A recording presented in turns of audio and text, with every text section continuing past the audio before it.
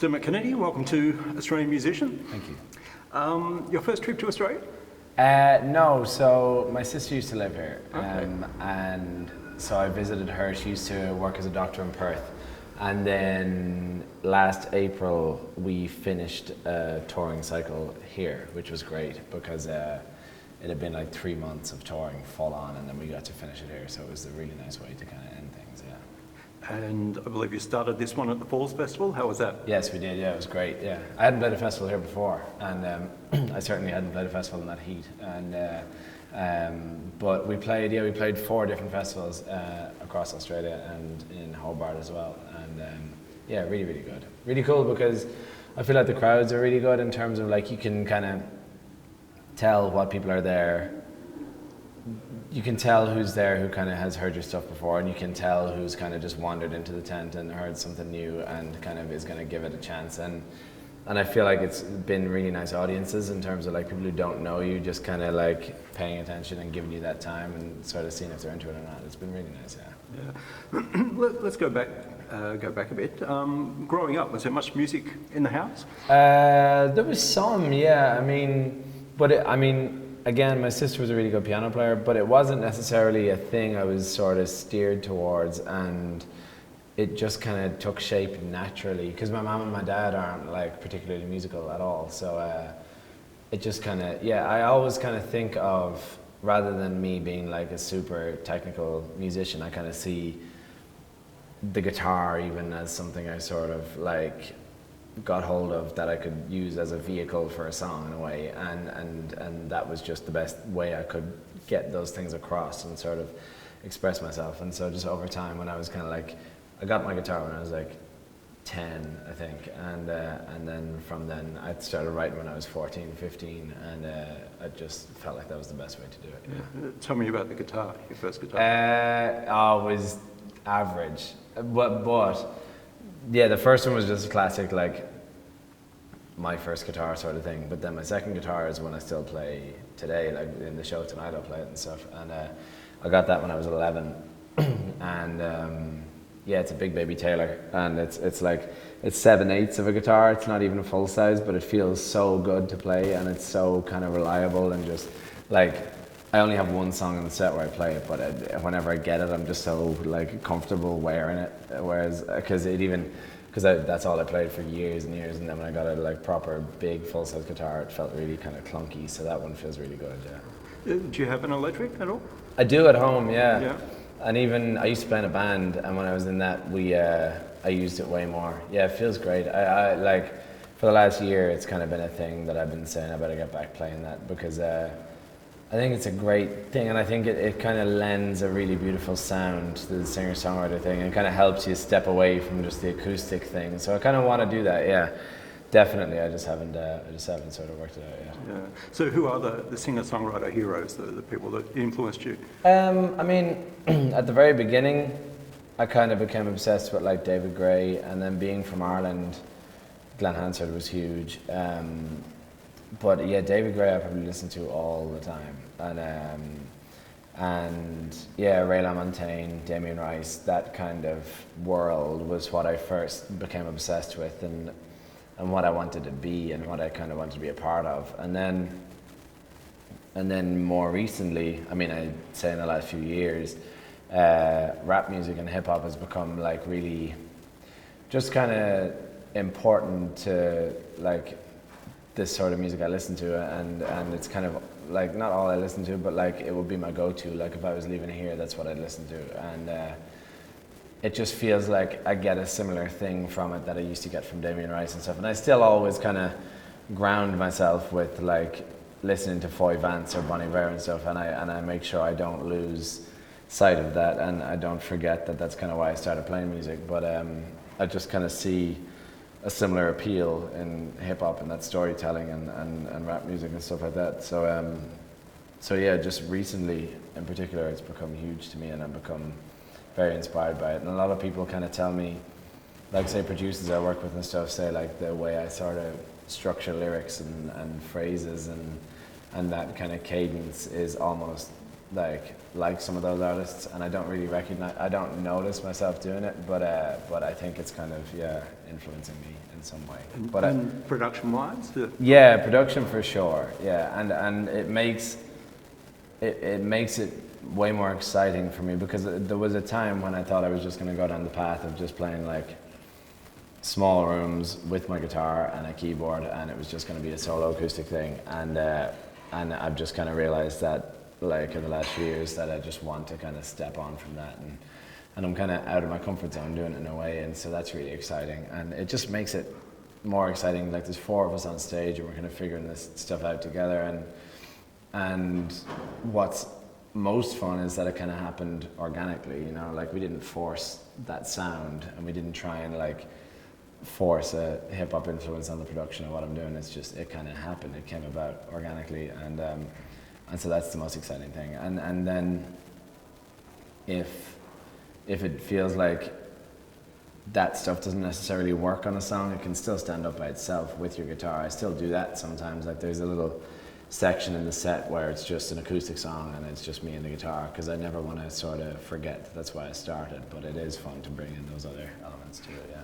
Some of your songs are quite epic production-wise. Are you hearing that production when you're writing? A bit, sometimes. Yeah, I think like, for sure, yeah, that's a good question. I like thinking about that and trying to have that foresight. And because it's funny, because if you write at home and like you're working on a section, it's just you and the guitar, it can sound kind of lifeless, but you have to be aware that it can be massive if you take it to the right place. And yeah, I mean, yeah, you just got to trust it and go in, and then go into the studio and kind of insist and be like, this bit we just have to build it and build it and build it. But yeah, sometimes I know it'll be big, yeah. So you write mainly on guitar? Mainly, yeah. I mean, my capabilities on the piano are super limited, but I actually kind of prefer writing on the piano. I used to play live. I used to play keys live, but it was always a part of the set where I'd feel like a little bit uncomfortable, so it feels great to have someone far more proficient doing it. But yeah, I mean, I think it's also interesting, like there's a producer I work with in Toronto who, like, despite the fact that I'm not a good keys player, likes the way I do it, because I kind of come up with my own voicings and chords, and I wouldn't necessarily know what I'm even playing, but it feels kind of inherently me, and it sort of like retains that sort of sound, as opposed to it being like super perfect and that kind of thing. And I mean, I never want to sort of like claim that being sloppy is better than being technically good, but it does feel like a nice way to write and to kind of figure it out, yeah. Yeah, even before you released an album, you've been able to travel the world and sell out gigs. What are the main factors, do you think, that have got you into that position? At the very beginning, Spotify was huge. That was really important. Like, because even with CAA, the booking agents, I think this is just sort of like I've been told, but I believe it was difficult. We just wanted to do a New York show and an LA show just to see, and because Spotify picked up quite a bit, and they were reluctant to do it because it was totally a secret, and to put tickets on sale. And then they did, and it sold out really quick, and so we did the shows, and we've literally kind of built from there. Like I was doing Dublin and London shows too. London was the same thing. We kind of booked a venue for like 90 people, and then it blew out, and we did 400, and then that blew out, and then we went up again. And so, yeah, like Spotify was huge in terms of getting it started, and still is, and all streaming and everything is. But also, I think it's been really important to kind of do the best show we can, and considering I kind of see other artists and how they're like super active on social media and like super putting themselves out there, and I don't really do that, but then the gigs are still selling, and I think that is maybe testament to the gig itself, that we kind of put on a good show, and so if anything, I kind of put a little bit more pressure on myself for the gigs themselves to be great, and to rely on that kind of like maybe old formula of like word of mouth and people just bringing their friends to the next one because the last one was great or whatever, and so yeah, I mean, we did a lot of gigs last year and the year before even too, so I think that's been huge, just kind of consistently returning to places. Even to be here is a good example, because like we were here in April, and I remember one of the people from the label just saying like, if you do come back like regularly, it'll work out. And so we just kind of have tried to do that all over the world essentially. And so that's been huge, yeah. But at the very beginning, things like streaming, yeah, like it was kind of not fluky, but like it just picked up and got loads of plays, and it just like thankfully translated to tickets and to people actually being in the room to see the real thing. So that was very exciting. Yeah. Current single is Power Over Me. Where did you write that, and what was the inspiration? I wrote that in New York with a guy called Scott Harris, and like I was saying, I used to kind of write for myself, and with most of my stuff, I would kind of just see what came out, and I wasn't necessarily too thoughtful about structure and like how many choruses there were going to be, and I never tried to kind of.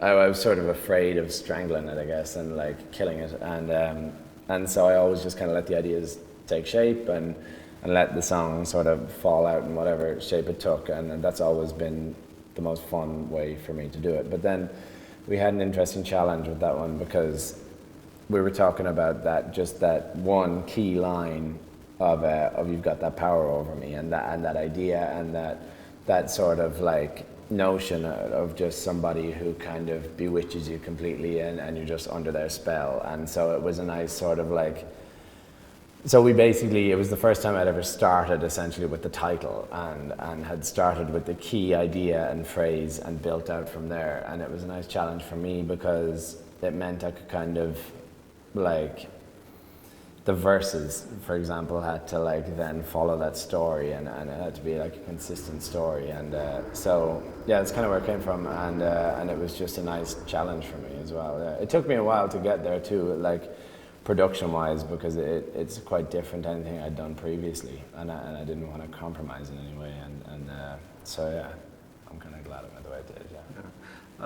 So what's happening recording-wise? Are you working towards an album now? Yeah, for sure. It feels good. I've kind of been waiting on that time, and I mean, I guess we're now in an age where the term album is like kind of super loose, isn't it? And people are kind of like bringing out music all the time. You could just bring out singles forever, probably. But I mean, I've always been determined to kind of have a body of work and have a debut album, and I'm really excited about that. But also,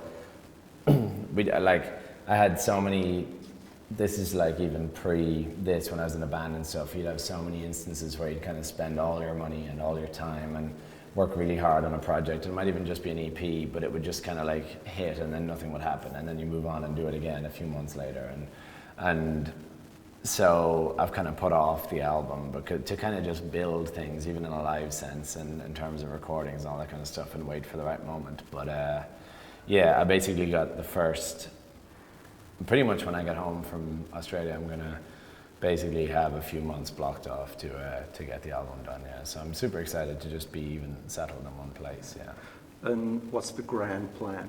I basically like the last 2 years I've been like in between tours and in between like doing promo and different trips. I've kind of like been trying to grab a few days in a studio here and there and tried to write whenever I can, and it's been quite like scattered and trying to figure out how to kind of get it done, and there's been no real consistency to it. So, but still I've done a lot of writing and a lot of work in studios, and so at this point there's probably like 100 and something songs kind of floating around, and which I never thought I'd do. I always thought it would be like I'd have my 20 songs and I'd whittle it down to 10 or 12. I really thought it would be that way, and now I've got like a rake of songs, so I need to just whittle that down and figure out what it's going to be. And I have a fair idea. I already have about 18 to 20 that I know are the ones I'm kind of attached to, and so yeah, it's just about kind of getting in with the right people and figuring it out. Yeah.